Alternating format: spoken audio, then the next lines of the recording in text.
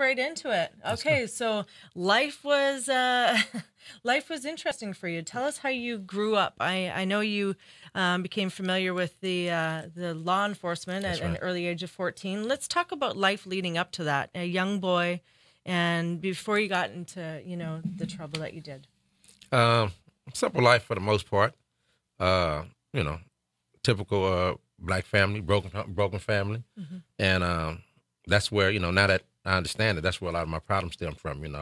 Uh, Childhood trauma that was unresolved. With my father. So I kind of like a stripper. I guess I had daddy issues. You know what I mean? So, maybe if I'd had some abs, I probably would have jumped on the pole. But instead, I went out and wreaked havoc on society with gang banging and drug dealing and all that stuff there. So, Yeah. but I didn't understand that then. But to understand the root of the problem now, it's like, wow, it's deep to really get that a little child can have that much hurt in him that he can carry it over to you become an adult and still Yeah. wreak havoc on the society. Was your mom in your life? My mom was in my life. Okay. Yeah. And your mom being a good role model for you. Obviously, you had that, separation of the father role. Yeah, mine, it was hard, She was there, good mother, always kept a roof over our heads, We never went hungry. We never went without nothing. So she, as a single mother, she did her part. But as a young boy growing up in the ghetto, you need that father role model. You need that structure, So, and don't get me wrong, she was hard on us, Yeah. But, it's only so much, Yeah, exactly. And it's, we have to really realize too, and like you touched on it, it's about that trauma. About that trauma. And when we deal with trauma as children, if it's left unresolved, there's different avenues that, one can go. That's right. So there can be addiction, there can be a lot of mental health issues, depression, anger, anxiety, and, getting in trouble with the law, things like that. And combine those all together. And, and it's a deadly combination. Absolutely. It really and it is. sounds like, you kind of went down this path, you were looking for that, that father figure that was missing. Yes. And tell us about getting in with gangs. Well, I was more so of I was always funny. Mm-hmm. So as a child, I was the funny guy running around, and I used to wash cars and cut grass, and I was hustling, I was a hustler. And in the process of me washing people's cars, that's how I wound up getting introduced to the drug dealers and the gangbangers, because I used to wash their cars. And I was funny, and they liked me as a little kid. So, and I seen these guys, broke one day, rich the next day. And so now I'm really, geared in, keyed in on what they doing. So, and that's how I kind of just got into the life. Yeah. And did someone take you kind of into, because we don't really understand that world because we're not in it. And I know there's probably certain things you're able to talk about and not able to talk about, but allow us to explore into that world a little bit so we can understand what it's like to be a young, impressionable child going through some trauma, missing his dad in his life, and now being, in this grandiose looking world that's, dangled the carrot in front of us. Well, everything that has a statute of limitation I could talk about. Yes. Exactly. I don't want anyone to kill me after the show. So, how it was this, that, like I said, I got to washing cars. Yeah. And I was funny. So they took a liking to me, and I always want to have me around. And it was a guy that I grew up with named Chase. He was a lot older than me, maybe about 10 years older than me. Mm-hmm. And he just took a liking to me. And the funny part about the story is he put me in the car one time to go pick some drugs up, and just to use me as like an older guy, little kid in the car. We got our seatbelts on. It's a good front. It looked good. So, but I was smart enough to know that he was using me. So I said, okay, well, if he do this again, I'm gonna have to mention it, because he didn't give me nothing. Can't just run me and do it. Don't give me nothing. So the second time he did it, I said, this ain't right, man. He said, what ain't right? I said, you're using me. He said, what you mean I'm using you? I said, you got me sitting in the car with you, man. You got a bunch of drugs in the trunk, and you ain't gave me nothing. Wow. And he fell out laughing. He said, you right, man. My bad. And from that day on, I got in. That was how I kind of just got into the drug business from that moment. I started making runs with him. Wow. Yes. And the rest was history. And the rest was history. How long did that last for? How long was your, career, so to speak, in that?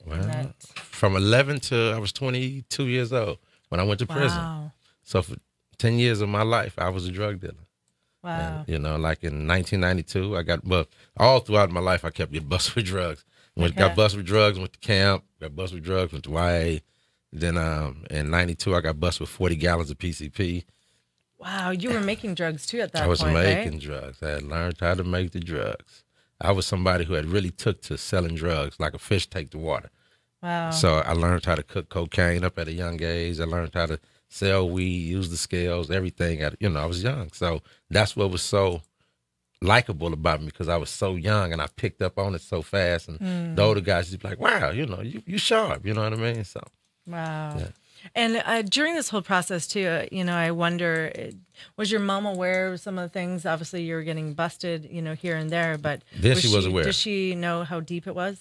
Well, yeah, she got aware the first time I got caught. She busted, found a bunch of drugs in her house, and flushed them down the toilet. Okay. That was her first run in and knew that I was selling some drugs.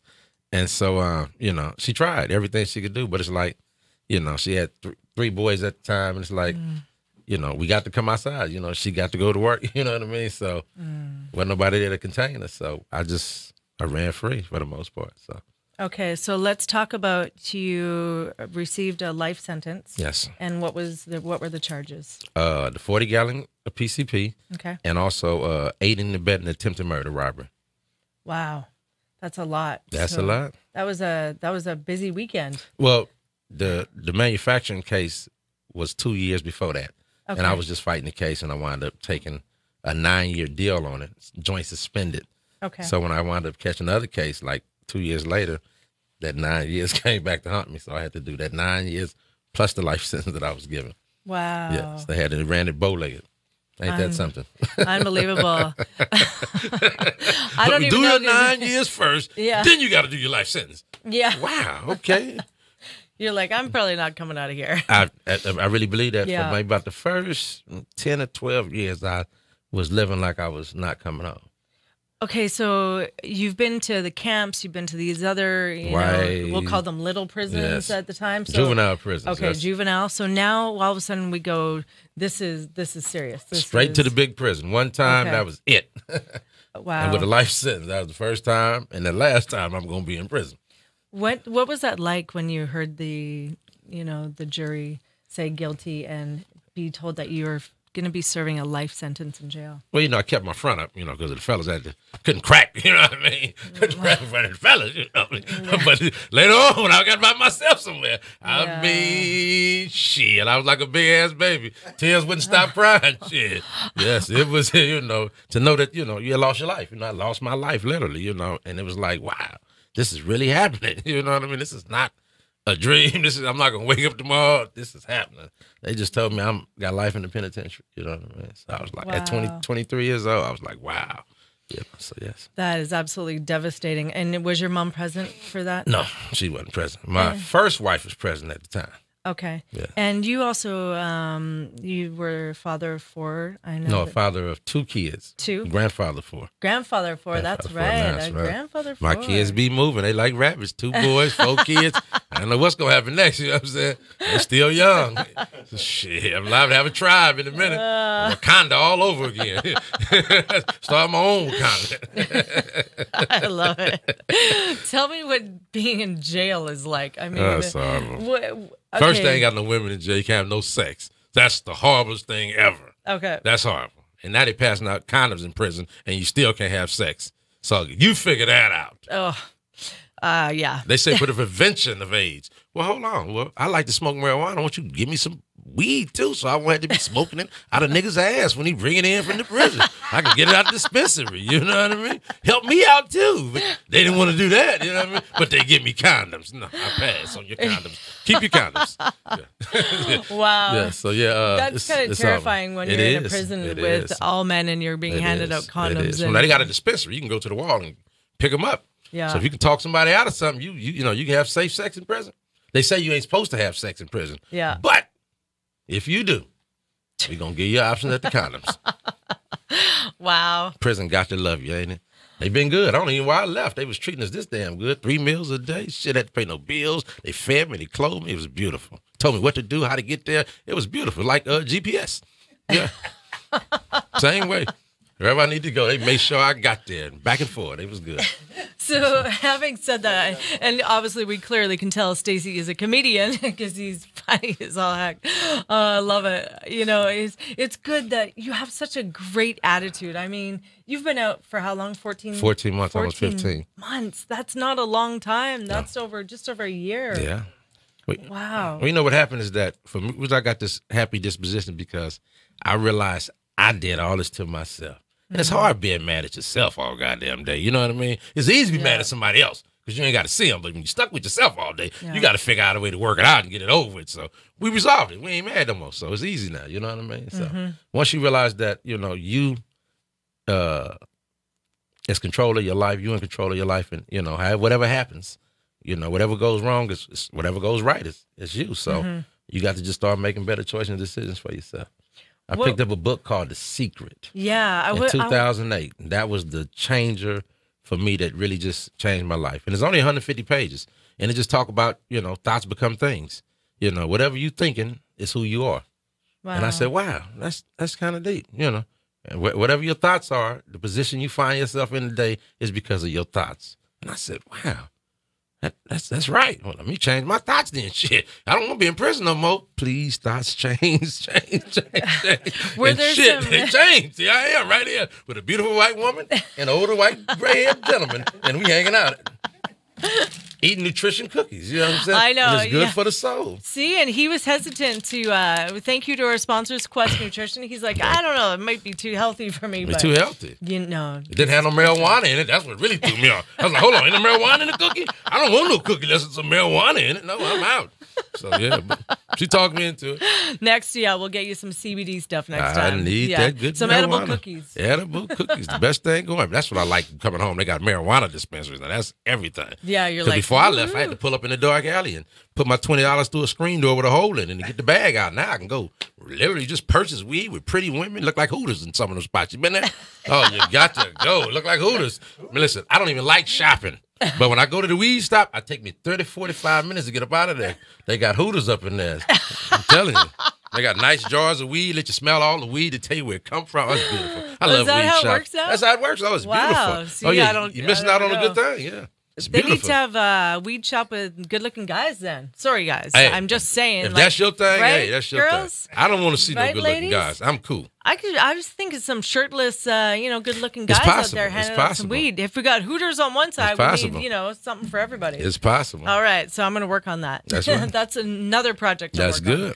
So tell me a few more things that were really, transitional for you when you were in prison and you thought, I'm going to be in here for a lifetime. There's only so many thoughts that you can be having. Did you know that you would ever have the possibility of getting out? And like I said, in the beginning, I kind of was like, this is it. But it was easy to do the time because I had kind of geared myself up for that life. You know what I mean? So it was like, this would happen. I was ready for the life, I knew it could go wrong. It went wrong. Yeah. The worst second thing that could go wrong. I didn't die, but I got a life sentence. So shit, that's the second worst thing that could ever happen. I got that. So, I mean, I was prepared for it. You know? So, I mean, mentally I kind of knew that I was coming to prison. Not for this much time, though, but I knew I was going to prison. At some time and point in my life, I was going to go. Yeah. And so, to be there and that with a life sentence and to kind of just, really not care no more because okay, this is it. But, you always had them aha moments in life, you know what I mean? For me, I had the aha moment. And things just started just snowballing this event happened. And I said, oh, that kind of woke me up a little bit. And another event happened, that woke me up a little bit. And I said, then I grabbed the book and it was like, wow, this book is really, inspiring. Because it was basically what did it was it just talked about energy. And it say, we're the biggest transmitters in the universe, Yes. So our thoughts, transmit the world. It changes things, you know what I mean? So if we can build a TV station and put the TV together, I don't know how to work, but I know I turn the TV on, it's going to come on. I don't want to watch something, I turn the channel. So I said, the book said, that's what your life is like. If you watching, TV and it's like the old TV with the antennas on them. And to get a whole lot of static in your life, you don't just sit there and watch it. You get up and you adjust the antennas till the picture come back in clear. Yeah. So my life had a whole lot of static in it. So I adjusted the antennas and here I sit right here. You know what I'm I saying? love that. Yes. Really What were fun. some of the other things that you did to work on yourself while you were in prison? A lot of self-help. Okay. I took AA and NA. And even Okay. though I was, I never did drugs, but the fact that me taking NA, getting a better understanding of what drugs do is the reason why I would never sell drugs no more. You know, I would never want to be the person that would help somebody tear their life apart. They want to do it, go do it. I mean, you know, but I don't want to be the facilitator of helping somebody, you know, tear their life down again. And not just that, it's like being in prison and taking self-help courses. You understand that now, even though I'm a drug dealer, I done help facilitate so many other crimes that I'm responsible for because, you know, I used to place orders, you know what I mean? Hey, what's going on? I need a TV. I need, you know, some stereos. I need some. So, you know, I don't think about they finna go rob somebody or break into somebody's house to, you know, get things that I'm purchasing on this black market. But to go to, you know, groups and to understand, they be like, wow, you know, because it's easy to do things when your mind is closed because you don't take full responsibility for everything that goes on. But when you open your mind up, you say, I don't want to take all. That's too much responsibility to take on for me. You know what I mean? So that was kind of like a changing factor for me, too. Wow, unbelievable. Did you keep in contact with your family Oh, while yeah, you're in prison? all the time. I know that you there's a youth organization that you were writing letters to. Is that correct? Yes. Let's talk a little bit about that and how you got involved with that. It was programming in prison that they had. They got a lot of different programs in certain prisons that you had. You can reach back out to society, and you know, at the end of the day, that's what it's about, giving back. You know, you want to, you know, you can't redo your wrongs, but you know, you at least want to give back to society. You know, make amends. You know, for what you did do wrong. You know, so I felt that when I was a kid, they would bring people in, like I was in juvenile hall and all that. They would bring guys in who had been to prison, but nobody that I could relate to. You see where I'm coming from? So it's like, okay, you got this biker guy here, you got this other, you know, black guy. He's a bank, but I'm a gangbanger, drug dealer. These dudes don't know the life I lived. So now that I had that understanding of that, to be sitting in prison now, let me share my story because I know I got the exact same story you got. You know what I mean? I done been on these same streets that y'all on, gang banging. I know some of y'all homeboys. I'm sitting in the pen with some of your homeboys right now. You know what I mean? So let me share my story with you. You know what I mean? So maybe you won't take the same choice, make the same choices and decisions I made. So. That's amazing. You did that. Were you enforced to do that? And that was by choice? Well, honestly, when you start getting ready to go home from parole board, you got to start taking these groups. So the initial thing is, I'm gonna go ahead and get these, get these certificates, and you know what I mean. But then, as I was sitting there in these groups, and I'm hearing these things, I'm like, hold on, who told this dude about me? I didn't know my story. It's like, and then you understand that it's not just choice and decision that you made. It's kind of like a psychosis. You know what I mean? That you have to deal with these childhood traumas that we have, and if you don't have the tools to deal with them as a kid. Yeah, they fester and and hurt other people. So if you out there hurting people, that's because you're hurting. You know what I mean? See, I ain't hurting no more. I tell jokes now. I want everybody to laugh around me now. That's it. You know what I'm saying? So I get the concept. You know what I mean? When I was hurting, I didn't mind selling drugs and gang banging and tearing up the community. You know what I mean? But now that I want everybody to laugh now. Well, nobody hurting. Let's laugh. Shit, That's all I want to share. I want to share some happiness now because I'm happy. You know what I mean? I fixed my problem. I got the right tools that I needed to, come back out here into society and be the person that I should have been, you know what I mean? But it takes them, pitfalls in our lives to realize the importance of what life is. Like now, I value life like nobody could ever value life except a person who's been in the situation I'm in. The things that I look at and pay attention to and focus on shocks me sometimes. But it's just a part of life that I just miss, you know what I mean? So now, like the old saying, say you got to take the time to smell the roses. I smell the roses, the tulips, the lilies, and everything. I want to smell it all now. You know what I'm saying? Yes, sir. Shit, I want to smell it all. I even want to smell that big stinky plant that come around once a year. I want to smell that motherfucker too. You know what I'm saying? I want to smell it all. Shit. My nose miss nothing no more. I love it. You got a second chance. A second chance. Right. So you're thinking you're going to serve a life sentence, and all of a sudden, like, how did that come about? Where all of a sudden you now are, going to be released? How did that happen? The aha moment happened in 2001. I had a consultation hearing for my life sentence. Now I didn't have a murder. But for some reason, like I say, it's this old saying, if you want to hide something from a black person, put it in the book. So, and they had me right because I didn't pick up no books. I was listening to what everybody else told me, you know what I mean? And so I went to this consultation here, and then the lady looked at me like I was crazy. She said, "You must like prison." And I said, "I don't like prison." She said, "Well, you acting like you don't want to go home." And I said, "Well, the chances of me getting out of prison with a life sentence is like hitting the lottery." You know what I mean? And she was like, "Oh, okay. Well, I usually don't do this, but let me show you something." She reached in her bag and gave me this piece of paper, and she said, "Could you read?" And I could read because I had a 12.5, and she knew this, but it was her being sarcastic because I was being sarcastic. Yeah. So she was like, "Can you read, Mr. Taylor?" I said, "Yeah, I can read." So I read, and I started reading that guys was in the same position I was in, was getting parole dates. Wow. And she's saying, so I don't know, she said, you must like it because you can go home. You haven't killed nobody. The fact that you ain't killed nobody, your chances of going home is great. All you got to do is just get out your own way. Yeah. And I got out my own way. From that moment on, I was like, hold on. I don't know what the hell I'm doing, but I don't want to be in prison for the rest of my life. So I started making changes. And, like I said, I picked up, the book came into play. And like the book tell me is once you start change your thoughts, the universe will bring things and people into your life to create the things that you're trying to create for yourself. So just like true. I met you. And I want to share exactly how I just got goosebumps again. How we met.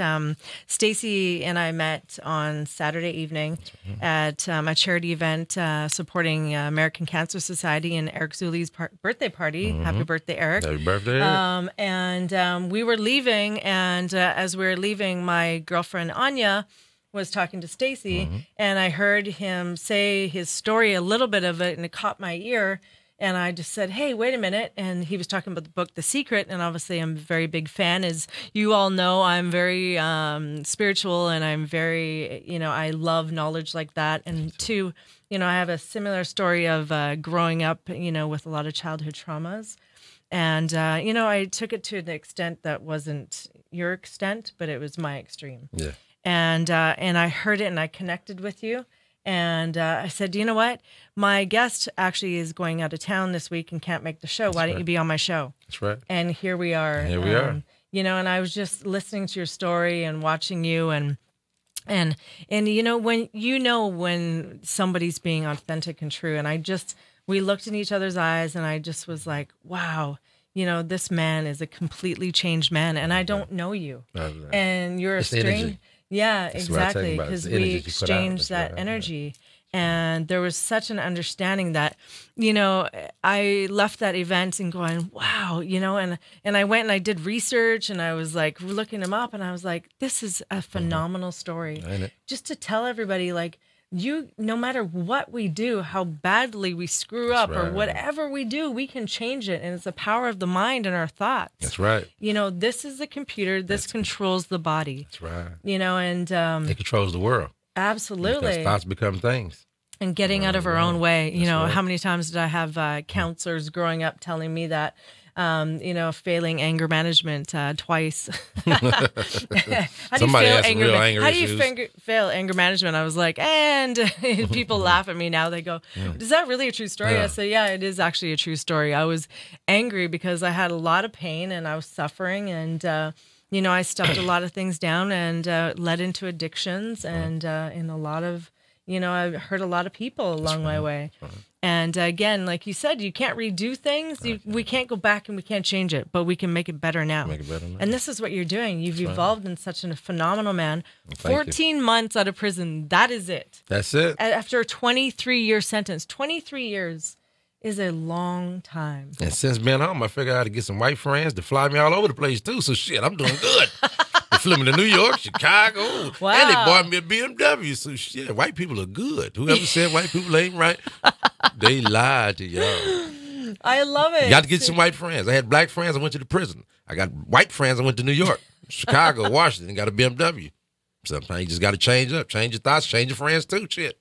So how it happened. Yeah, it's who you spend most time with that are most influencing That's your life. right, without a doubt. Well, good for you. So you get out, and were you just recently married then? No, I was married. See, I met my wife in prison. I bought a legal cell phone from the police officer, $1,000. Yes, Okay, real come talk. on, let's hear This is real this. talk. Okay, I'm telling you. tell us the My story. story is, I'm telling you, it's remarkable. I get on the stage, I just tell it, and they just laugh. Bought a $1,000 cell phone from the police officer. Got on Facebook, didn't know what Facebook was about. I've been hearing about it. I got a friend on Facebook, which is my wife's friend. And so she put a post up. She said, good morning. So I'm fresh on Facebook. I said good morning to my friend. My wife said good morning to my friend, but didn't say good morning to me. I was offended. Hold on, how you not going to speak to me? You don't see me on here? So I said, hey, you got to speak to me. I said, good morning. You don't see me? She said, oh, I didn't know.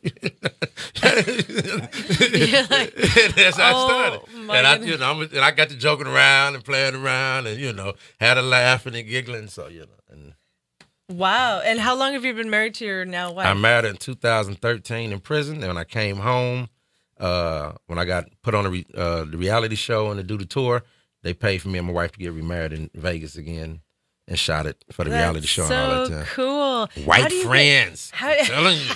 White friends. See, Black friends would do that. They might have loaned you some money, but they'd be sweating me right now about the money right now. I'd be on Judge Mathis right now. You know what I'm saying? See, I can see it right now. But white friend, we're going to pay for you to get married. We need that. We want to see you get a good wedding coming home at the 20. White people, I love you. Yeah. I love this. They was all right.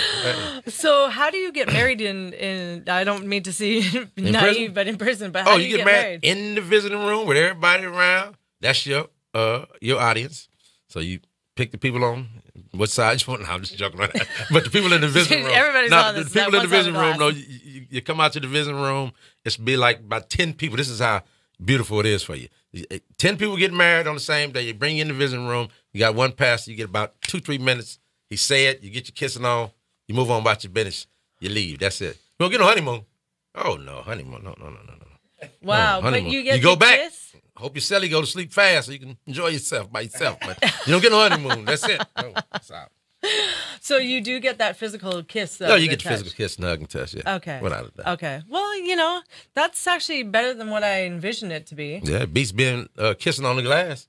Yeah, I thought that I love was you kind too. of weird. Love you too. Yeah, Yeah, you love the glass. You don't love me. You've been kissing the glass. It's like kissing somebody else. That's cheating. Kiss glass, that's cheating. So shit. Yeah. Oh my gosh. Well, she sounds like an amazing woman. She's an amazing woman. Yes, she is. Wow. She said that. So you guys should write a book. Got married in jail, met in jail, right. and Facebook. Facebook, legal cell phone. What? Ain't that something? Yeah. That's how it works. I love it. Yeah. I love it. Before my wife, I was always around. I was on. They had something called inmate.com. Okay. Inmate.com. Inmate.com. Wow. Okay, let's talk about this. I'm learning so much. Inmate.com. That's what I was on. Okay. And that's how I was meeting ladies while I was in the prison. You put your picture, your profile picture up, and say some slick words there, and So women like fixers. They like fixer-uppers. You know what I mean? You got the kind of like the fixer-uppers. So they come look for you. So I can help. I can build this guy. I can make him better. Like $6 Million Man. You know what I mean? We can rebuild him. You know what I mean? Stronger, faster, better. So wow. So you got them kind. So there's actually such a site. It's a bunch of websites for prisoners, and women meet them all the time. Scott Peterson was on the website. They was mad at him about that. You know Scott Peterson is? Yes, he's on the website meeting women. Wow. The Lau, I was in prison with the Menendez brothers. Lau, really? Yes, yeah. Lau was. He meet a lot of women too. He got big fan. He write Lau all the time. You kill your parents, you famous. Women want you. Ain't that some shit? Yeah. That is messed up. I have a hard time getting along. I didn't kill my parents. They don't even want to talk to me. But kill your parents, you go to jail. They write you all day, come see you and everything else. So women would actually come see you guys after. Oh yeah. Wow, yeah. I'm learning so much. Yeah, the visiting room is full of women. Sex in the visiting room. All this going. You turn a blind eye, pay the police officer off, go in the closet. It's a beautiful thing. Yeah. How much time do you have in the visiting sessions? Visits from 8 to 3. Oh, so you got some time. Got some time. Wow. Yeah. Wow. Well, you're making prison sound not so bad. Prison's horrible. It's horrible. They give you condoms, and there's only men in there, so it's horrible. It's horrible. I'm telling you, it's horrible. And they stab people when they get mad at you, too, so it's really horrible. It's not good. Were you ever in any prison fights? Oh, yeah, a whole bunch of prison fights. I did 8 additional years than what I was supposed to done before I got out because of all the shit that I got into. Wow. My first parole board was 2007. That's when I was eligible to go home. But like the lady told me in 2001, I was already sinking my ship so hard. By the time 2007 came, shit, I had dug a hole so deep, I was still trying to get out of that damn hole. So I learned a lot from a little white man used to drive, ride around on a horse called Will Rogers. He's a smart man. I don't know if y'all ever noticed that. He got a book of quotes, and he says something that if you ever find yourself in a hole, stop digging. And I said, wow, I got to stop digging here because this hole don't get no deeper than this here. And I stopped digging. Will Rogers, yeah. Will Rogers, phenomenal. ain't that something? Phenomenal. Him and a little horse. Who would have thought a smart man like that? He was smart. Tell me some words of wisdom and different things that you would share with young boys or young girls and guys that are in similar situations that you were in. You know, words of wisdom, and just share with them how, just to kind of change their thoughts so that they can get out of a situation like that. Well, it's not as easy as it sounds. Yeah. I'm not going to act like it's easy, but you have to realize that you want more for yourself than, than what you offering yourself. Because it's like, life is like, I look at it like this here. I gang banged and sold drugs, and the options of the result of what could happen, the gang banging and selling drugs, was not good. It was jail or death. You know what I mean? Yeah. Them was my options. But yet still, I went out every day and gambled with them options. So that says to me that I didn't value my life. I didn't value nobody else's life. I didn't value mine. I can't value nobody else's. Yeah. So you have to value your life. You have to realize that your life is just not your life. That's another thing that went wrong with me. I thought, whatever I'm doing, it's my life. No, your life is tied into so many different people's lives. That's right. And the minute you make a bad choice and decision, you wreck everybody's life. Everybody's life goes into a tailspin and a turmoil. So the fact that I understand that now, I make better choices and decisions for myself. So that's what I understand. And, I would love to see too, is especially in situations like that, no matter where you're living in the world, no matter what your family, where you're raised, but if there could be, some groups and support groups or counseling for young kids, that are dealing with trauma like that. That's the key, because, if I had the tools, to really get through those hard times, and it's, again, not valuing your life because you're in this hole and you're in this broken place where things don't matter. You don't care. And, and now we see it. And to be able to educate young kids on that and tell them, they'd look at us and be like, oh, well, you guys are older. You figured it out now, But it's mostly, explaining to you guys, like when you're younger, that you can, find somebody that you trust and you look up to that can mentor you. And that's the biggest thing. If we had somebody that could have mentored us and helped us through those times and picked us up and lifted us into a different direction. Yes. That's one thing that I love to share with people is really, kind of, it's who you pick to surround yourself with, even at a young age, because we're so impressionable. That's key. And it's that one choice to making, a completely different life. I used to pass out this flyer in my group, and it used to say, it said basically like, show me who your friends are, and I'll show you who you are. If you hang with wolves, you learn how to howl. If you hang with eagles, you learn how to soar to great heights. So. Yeah. And that's just it. You know what I mean? If you're running with wolves, you're going to learn how to howl. Just that simple, Absolutely. There's a great book I just read by T.D. Jakes. He's phenomenal. It's actually called Soar. And I don't know if you're into T.D. Jakes, but one thing that's actually I love and I do ritually every single day, my girlfriends and I do it we share audios back and forth, listening to between Les Brown, Tony Robbins, T.D. Jakes, all these different things. So I'm gonna actually send you some audios. Okay, cool. It's just feeding the brain, feeding the mind full of positive things, and I am affirmations. Every time before I do my show, every Wednesday, I do I am affirmations. So they are: I am enough, I am strong, I am powerful, I am worthy, I am love, I am light, and just as we're filling our mind full of these positive things so that we can really reinforce ourselves, even on those days that we doubt ourselves. And there's going to be those days where we fall. And, it's not always going to be perfect, and it's not always going to be happy, and it's not always going to be the way we think it's going to be. But, it sounds like you've surrounded yourself with phenomenal people. It sounds like you have an amazing wife. Let's give a shout out to her. What's her name? Liz Henry. Elizabeth Henry. Thank you, baby. Love you. Thank you for being there for me. She sounds amazing. I want to talk about giving people a second chance and an opportunity to make things better, make things right. You met a woman with the Straight Jacket Comedy Tour. So how do you pronounce her name? Sunda Kunkres. Sunda. Okay, and Sunda gave you an opportunity. Let's talk about that. My buddy also, he had a life sentence. I went to the board on the 11th. He went to the board on the 14th. We both got found suitable. I think I beat him out like about a month. And he was in a marathon, walking down Santa Monica Boulevard, and Sunda was handing out flyers to our LA School of Comedy, and gave him a flyer. He called me right then and there, put me on the phone with her, and she said, "Your buddy say you funny." I said, "Yeah, I've been known to be funny." She said, "Well, come down Wednesday. I got open mic tryout." I went down there the next Wednesday. Never did comedy in my life. Just talked about the things that, since I've been home, that really just baffled me, that had changed. And they fell out laughing. She called me the next day and told me stay out of trouble, and she was gonna do some things for me. And then shit, in June, she got me a contract and took me to New York. And like I say, went to New York, Chicago, Washington, Reno, Las Vegas, Lake Tahoe, all on their dime and time. It was beautiful. Best traveling you could ever do is on somebody else's dime and time, I'm telling you. Now, I wanted to be a little disgruntled because they say they would pay for everything for me except breakfast. But I said, you know what? I just sleep late. That's all I got to do.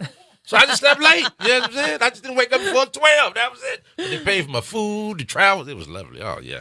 It was beautiful. So she took a risk, and she took just, a risk. That's amazing. What a wonderful woman. Wonderful woman. And so fairy godmother. And you found out you're actually really funny. I found out I knew I was always funny. Funny is, I've always had that. That's always been my problem. Even in school, I used to want to tell jokes and used to listen to Richard Pryor. I can still recite Richard Pryor from back in the 70s and me listen to it. That's how my mind works. Hilarious. Yeah. Eddie Murphy, Richard Pryor, Leroy and Skillet, Dolomite, all the greats. I know them all, So, what is your material about? Can you, off the cuff, give us a little bit? So you're on stage right now. And, let's say New York. Well, what really tripped me out when I first came home was the fashion on the men. Mm-hmm. See, because guys are wearing some shit called skinny jeans out here now. You notice that? I knew you were going for the skinny jeans. And then they ripping them at the thighs and the knees and stuff. They run around here with fishnet jeans on. Grown men. Grown men with fishnet jeans on. What's wrong? What happened? Why don't men want to be men no more? They're shaving their eyebrows and piercing their tongue. And some of these guys got some hips on them like their mothers. I don't know if you ever seen them. Yeah. Childbearing hips. Yeah. So, yeah. What about the man bun? You like that one? No, Did you miss that one? I'm not with the man bun. That's why I say guys are getting feminine out here. It's like, I don't know. They manscaping. They call it some man. No, it's not manscaping. You shaving the hair off like a woman does, brother. That's what's going on with you. That's not cool. Yeah. It's just not cool. It's not. Oh, that's funny. That's the kind of stuff that, Okay. Like I first came home, this is another thing. I came home with the Forever 20. I went to Tony Roma's to get some baby back ribs. Yeah. Went to use the restroom for the first time. Went and peed. Had to wash my hands real bad because I kind of got a little bit on my right hand. I had to go real bad. And I went over to the sink, and there was no knobs to turn the water on. Fucked me up. I didn't know what to do.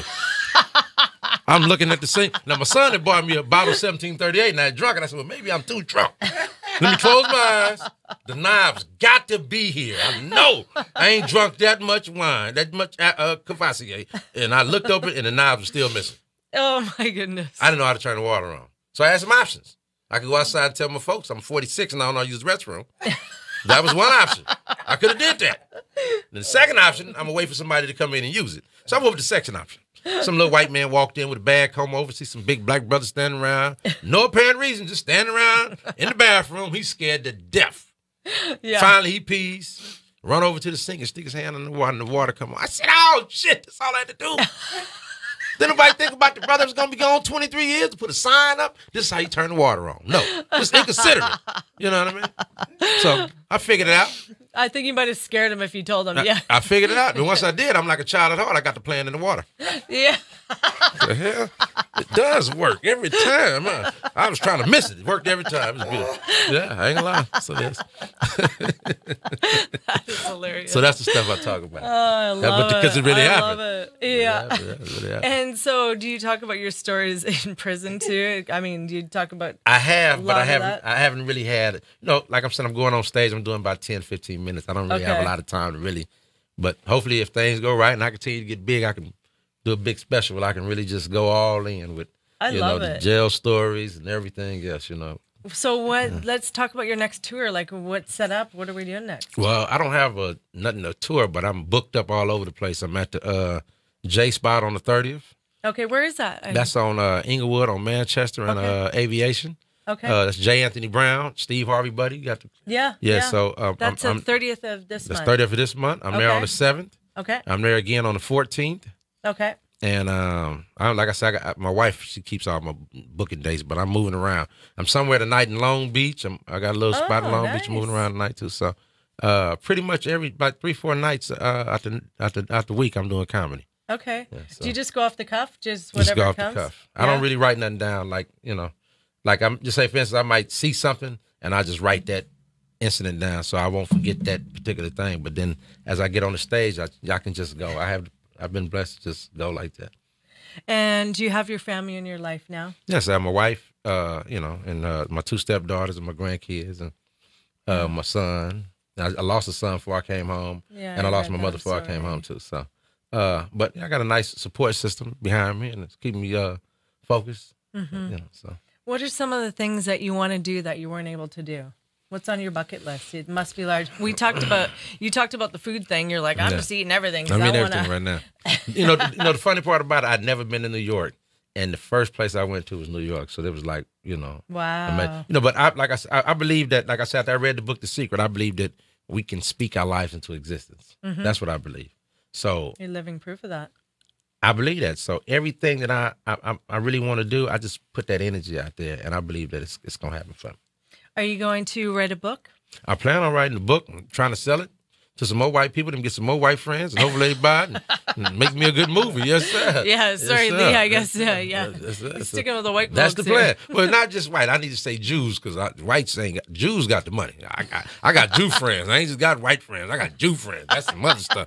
You got some friends with Steins and all that, you in. You know what I'm saying? You in. Yes, sir. You in. So, Jews is beautiful. I love them. Oh, I love it. All right. So do you have a bucket list? Or are there some things that you need to, I mean, you got some catching up to do, right? Yeah, I mean, not really. I'm just, my bucket list, I just want to live. I want to just enjoy life like I never enjoyed it. And just continue to make, good choices, decisions for me and my family. And just trying to generate a nice buzz where I ain't got to drive no more. I hate driving. So I got to get some money where somebody can drive me around all the time. I'm working on that. Let me know, too, when that happens and how you did it, because I've been working on that. I hate driving. Well, at least you got the BMW. Yeah, but I don't want to drive that either. No. I want somebody else to drive it.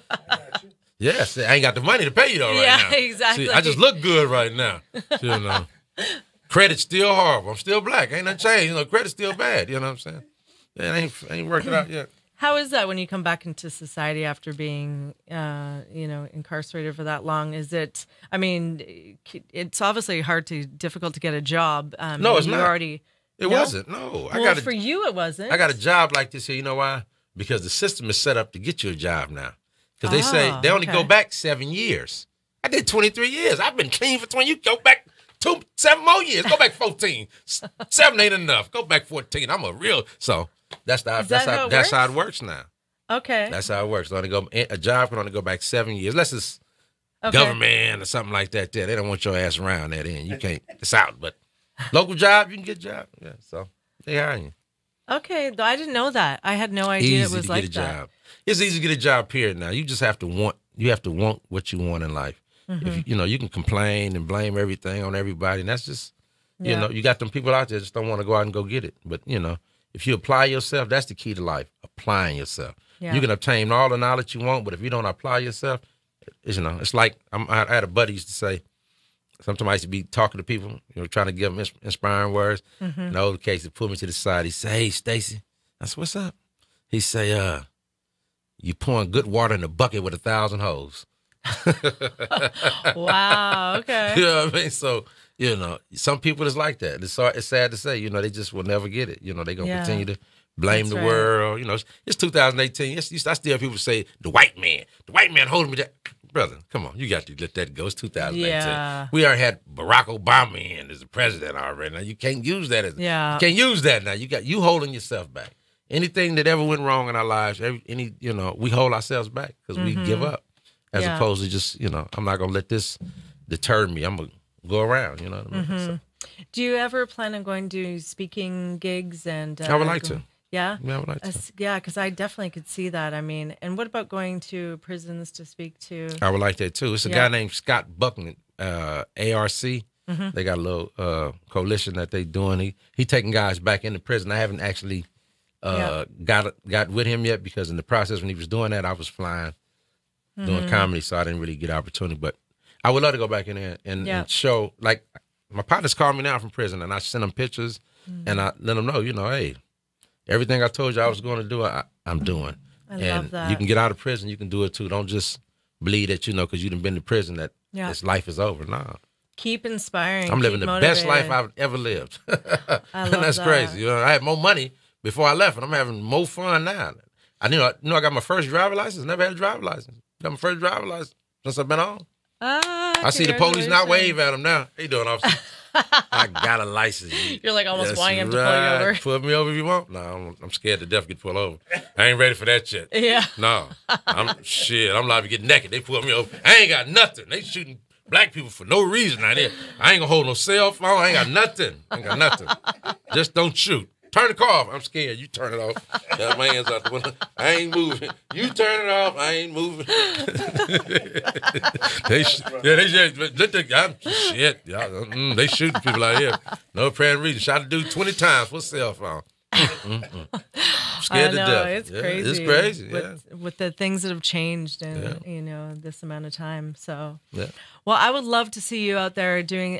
I have a friend, Mel Novak, who does ministry, and he also speaks in the LA County Jail and speaks all over. And I know that he's always looking for other, wonderful people that could be vessels and share their experience and their strength and hope with others to teach them and help them get through these tragic situations. I mean, I just love your attitude. Thank you.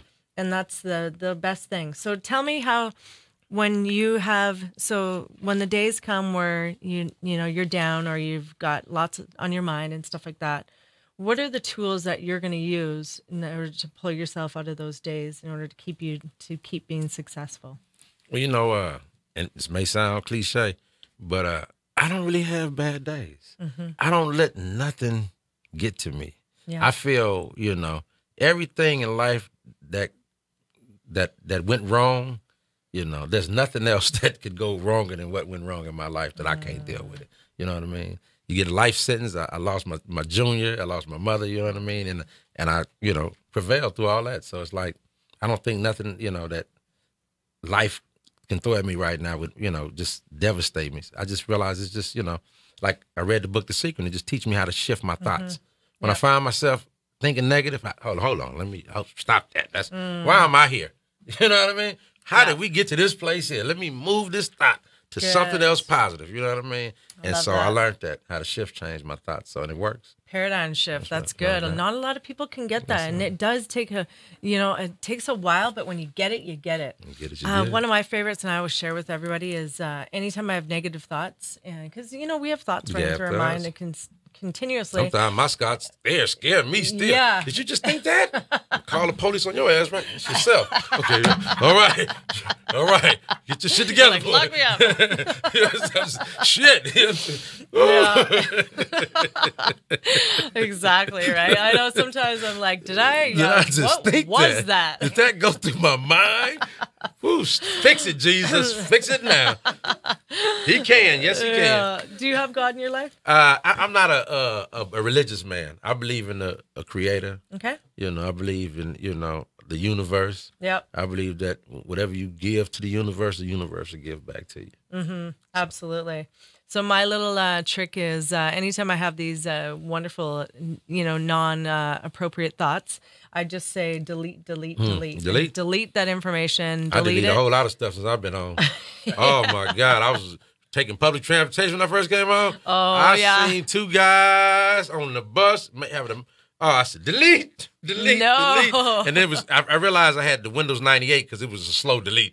It wasn't working right. I need to get the 5G. You know what I'm saying? Because it was horrible. Yes, horrible. So, yes. Oh, my goodness. So what do your days look like now? You get up in the morning. Do you have a ritual? Do you have, is your life structured? And how is it? No, not really. I get up and take my wife to work, and then I run around and tell jokes, or go to meetings, or call people, and try to make something happen for myself, and that's about it. Because I'm paid for the tour for the next few months still, so that's why white friends ain't got to do nothing. You know what I'm saying? I love them, so I ain't got to do nothing. So it's been beautiful. I ain't got to work. I've been having the opportunity to just focus on my comedy, and like I said, I'm 3-4 nights a week. I'm at somebody's comedy club. That's fantastic. I want to come check you out. So J Spot on the 30th. Is that on the 30th. Saturday? This Saturday? That is, I think it's a Friday. Or Friday? This Friday night. I think it's a Friday. And then the 7th. So where do we get tickets to come see you? We gotta sell the place out. Yeah, I have some tickets. I have tickets for the show on the 7th in the car. On the 30th, you have to go to Eventbrite. Okay. You have to go to Eventbrite for the show on the 30th. Okay. And the one on the 14th, you got to go to Eventbrite too as well. Okay. All right. The one in the car where I got them right now. Like, woohoo. That's the 7th. Okay, awesome. So you guys can check you out. So where do we find you on social media? You can find me at Stacey Taylor Senior on Facebook, Stacey Stacey, and you can find me on Instagram at Stacey Comedian at Yahoo. Okay. Yeah. And are you going to be doing any YouTube so you can put on some comedy on there too? My wife just made me a YouTube channel. Okay, good. And she put one of my latest shows I did up on there. Okay. So I'm going to start, putting little videos and stuff like that up. And is that under your name as well? Yeah, Stacey_comedian at yahoo.com. Okay. So one last time, we got a couple of minutes left on the show. So again, just a few words of wisdom for everybody, knowing that you can get through anything in life. That's right. I just want to hear it from you and share with everybody what your thoughts are on how to get through any diversity and any kind of trauma or anything like that. Well, it has to be dealt with. You can't smoke a joint and drink a 40 and think it's gonna go away. It's still gonna be festering. So everything that that you're dealing with needs to be addressed. You need to find somebody to talk to about it. Find a group or something. Now in this day and time, we got social media. You can reach out to a whole lot of different places and a lot of different people, and just reach out and talk to somebody what you're going through. Don't hold it in to yourself. That's what my problem was. Well, not that I held it in. I just really didn't have nobody to go talk to pertaining, the matter that, my father left me on the porch too many times, and now I'm some mad little angry little boy, you know what I mean? But, that angry little boy needed to be talked to, And so that, festered into the monster that I became. So I would advise people, if your child is just start acting out all of a sudden, something is going on with him outside of him just being bad. Kids just don't be bad for no reason. Kids are bad because something has happened to them. Yeah. And pay attention to that. Pay attention, yeah. Pay attention to that, absolutely. And that's the biggest thing, and there's so much going on too with depression and also suicide and things like that. So, I've lost a few friends last year to suicide. And sorry to hear that. Yeah, and it's one of those things that I was sharing a story with my friend the other day, talking about my girlfriend Karen before she killed herself. And I just, now I see the signs. Now I see all the behaviors and things. And, and just when we're so wrapped up in our lives and consumed with everything going on, and we think we're so busy, not to really take time for other people. It's like slow down and just, take that time to really get to know people and really listen to people, because we're always so busy on the phones and we're doing this and doing that. And everybody's on the phone. And you're going to get used to that now. Yeah. Because social media is people just drive with their phones over. Now. Scares me to death. Yeah, absolutely. So, just take that extra time. And, if someone's showing those signs, like you said, like Stacey said, make sure you're paying attention to them, because people are hurting and all over the place. And, there's bullying going on. There's all these tragic things that are happening in our society now. So just take a special moment just to, take aside to really cherish people and listen to people and hear the words that they're not saying too, because a lot of people will tell you things without telling you. That's right. Stacey, we're going to follow you on social media. Thank you very much. I'm looking forward to when that book comes out. Thank you very much. You definitely need to write a book. I am. Yeah. I'm looking for somebody to help me write it. So okay, good. Anybody out there, get at me. Okay, good. Well, we know some ghostwriters and stuff too, so we'll set you up with that and see what we can do. It's just been such a privilege. Thank you. Likewise. And I know you're going to be enjoying this is my lecture to end the show because you're going to be enjoying all the food you want for a little while. It's been over a year now, so when you're ready to get that, healthiness and, you want a little bit of nutrition plans Go and find stuff. them apps. Yeah. They in there. I know they in there. They down there. Not even that. I'm going to go get them. I don't know when, but they there, and I'm going to get them one day. A healthy body is also a healthy mind. Yes, sir. So you know what? It's that's the thing that I always wanted to say, because sometimes when we're enjoying life, we can always think better and thrive better when we're living a healthy lifestyle. That's right. And I always preach that, because obviously health and wellness is important to me. Right. Quest Nutrition, we're gonna send Stacy home with a couple of these, and a couple for your wife too. That's right. Shout out to her. So Love you, baby. yeah, she sounds like a phenomenal woman. So thank you so much for being here today. Thank you for having me. Yeah, it was such Really an honor. appreciate it. I'm Glad I met super you. excited. I know you too. I'm going to be coming to see him. Are we allowed to Facebook Live when we're watching your comedy show? Yes, you can. Okay, sweet. So you guys can see it streaming through my network. Awesome. So we'll look you up. Thank you so much for being here today. We are here every Wednesday, 4 p.m. Pacific Standard Time on the TLC Unleashed show, Hollywood Vibes, Sports and Life on the Power of Voices. And you can also find me on my new TV show, The Scoop, which will be coming out in April. All right, guys. Thanks, and we'll see you next time.